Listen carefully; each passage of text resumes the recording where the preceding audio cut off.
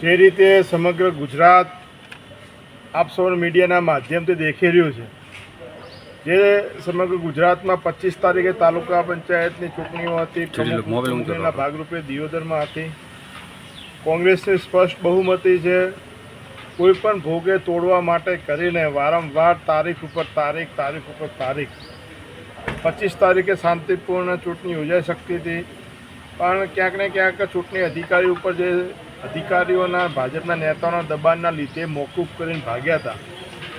એના પછી એમને 27 તારીખ આપી. 27 તારીખે સવારના 11:30નો ટાઈમ હતો.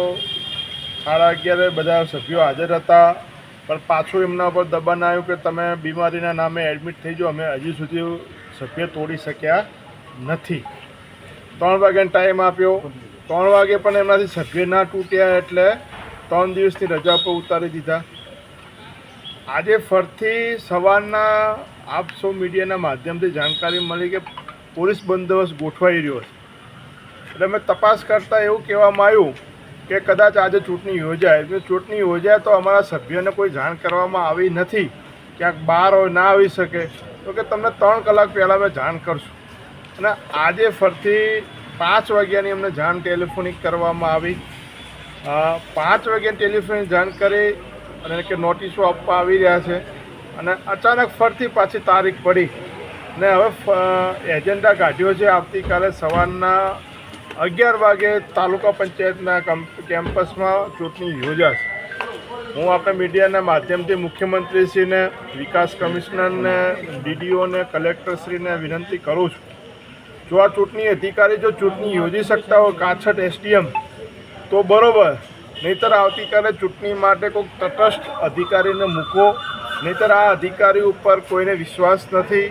જે રીતે અમને છેલ્લા 3-4 દિવસથી સમગ્ર આ વિસ્તારનું વાતાવરણ બગાડ્યું છે, અમને વિશ્વાસ નથી કે આ ચૂંટણી કરાવશે. એટલે હું આપના માધ્યમથી ફરીથી કહું છું કે કોઈ સારા તટસ્થ અધિકારીની નિમણૂક કરવી જોઈએ ચૂંટણી માટે. અને આવતીકાલના 11 વાગે લોકશાહીની જીત થાય. હવે બહુ પ્રયત્ન કરે, આજ સુધી લોકો પ્રયત્ન કરે છે કઈ રીતે કોંગ્રેસના સભ્યો તૂટે, પણ અમારા 12 સભ્યો મક્કમ છે. અને મક્કમતાથી આવતીકાલે જ્યારે ચૂંટણી યોજાશે ત્યારે કોંગ્રેસ પાર્ટીને દિયોદરની જનતાનો વિજય થાય એના માટે એ લોકો લડી રહ્યા છે.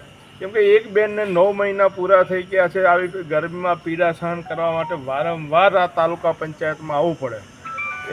આ બેનને વારંવાર અહીંયા આવીને તાલુકા પંચાયતનું સભાખંડ પહેલાં માળે વારે ઘડીએ સીડીઓ ચડવાની, ઉતરવાની, હેરાન થવાનું, આવી ગરમીની અંદર અહીંયા બેસવાનું.